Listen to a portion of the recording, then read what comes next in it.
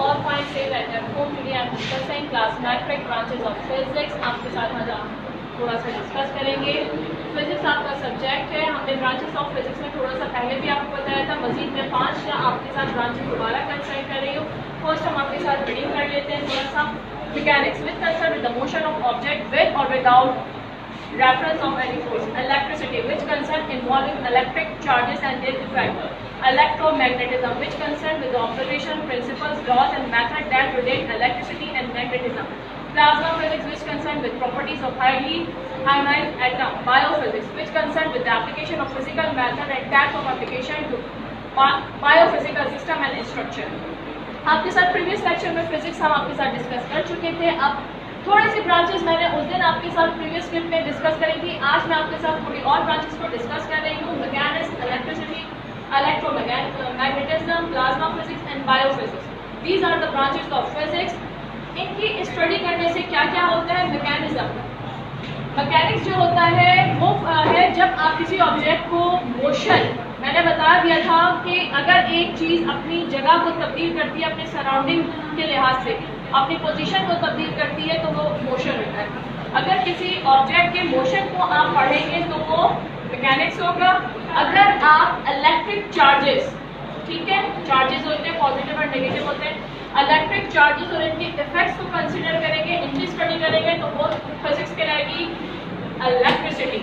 अगर इसी तरीके से आप ऐसे प्रिंसिपल्स, लॉज, मेथड पढ़ रहे हैं जो इलेक्ट्रिसिटी से या मैग्नेटिज्म से रिलेटेड है, इलेक्ट्रिसिटी या मैग्नेटिज्म से रिलेटेड प्रिंसिपल, लॉज, ऑब्जर्वेशन और मेथड की स्टडी को आप कहते हैं इलेक्ट्रोमैग्नेटिज्म। ठीक है, इसी तरह हाईली आयोनाइज्ड एटम, ऐसा एटम जो हाईली आयोनाइज्ड हो चुका है, उसकी प्रॉपर्टीज को पढ़ने को हम कहते हैं plasma physics.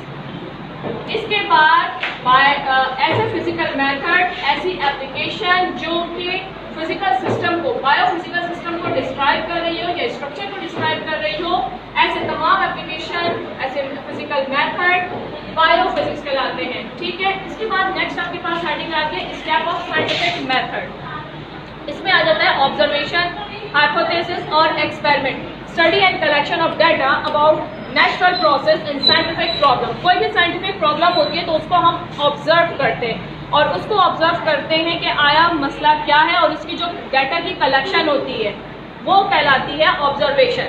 On the basis of the data collected through observation experiment we can develop a hypothesis. जो भी साइंटिफिक प्रॉब्लम की, जो साइंटिफिक प्रॉब्लम अराइज हुई उसके लिए हमने कुछ डाटा कलेक्ट करा, वो कहलाता है ऑब्जर्वेशन। उस डाटा कलेक्शन के ऊपर आपने कोई ऑब्जर्वेशन के ऊपर आपने कोई एक्सपेरिमेंट करा तो वो कहलाएगा हाइपोथेसिस। ठीक है, organised process which is used to test the truth of the hypothesis. Hypothesis को जब आप चेक करने के लिए कोई ऑर्गेनाइज्ड प्रोसेस लाए, कोई ऑर्गेनाइज्ड प्रोसेस के थ्रू आप अपने हाइपोथेसिस को जब चेक करते हैं तो वो कहलाता है एक्सपेरिमेंट। और उस एक्सपेरिमेंट के बाद verified result of the hypothesis which is obtained with the help of the careful experiment. Experiment के बाद, हाइपोथेसिस के बाद जो आप एक थ्योरी दे रहे होते हैं, एक आप पॉइंट्स अपने दे रहे होते हैं जो वेरीफाइड होता है, वो कहलाती है थ्योरी।